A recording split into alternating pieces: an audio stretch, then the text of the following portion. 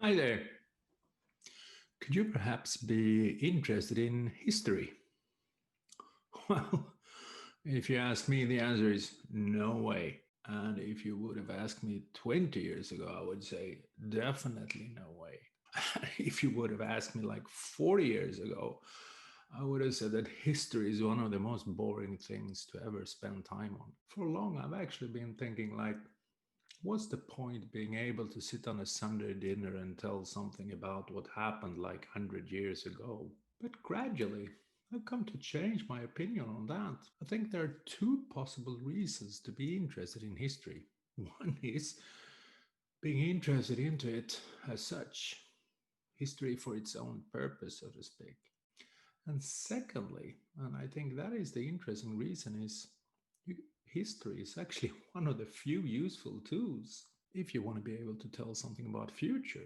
And as being a business interested person, future is definitely interesting. If you can figure out what might happen next, then you really can find a lot of interesting business opportunities. Let's take an example. There is a lot of talking about unbundling products and services today. Like, for instance, unbundling the value chain for the car industry. Why would that be possible? Well, we have a certain kind of bundling logics in the car industry at this moment. And that bundling logics actually came to be once upon a time when life, and not the least, the technical options, did look pretty differently compared to how they do today. So the existing bundling logics is not possible to understand unless we dig into the history. And then if we add the new kind of technical possibilities we have today, yeah, it's pretty reasonable to understand bundling logics will change. Another kind of products you can analyze from this point of view is actually education, where we, for instance, bundle universities' services in a certain way.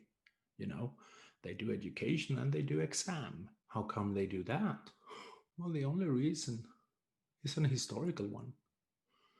So if you go back in time and look on how universities actually was set up once upon a time, when technology and the options of how to do it did look very different, you would realize that the existing bundling logics is only possible to understand in that way.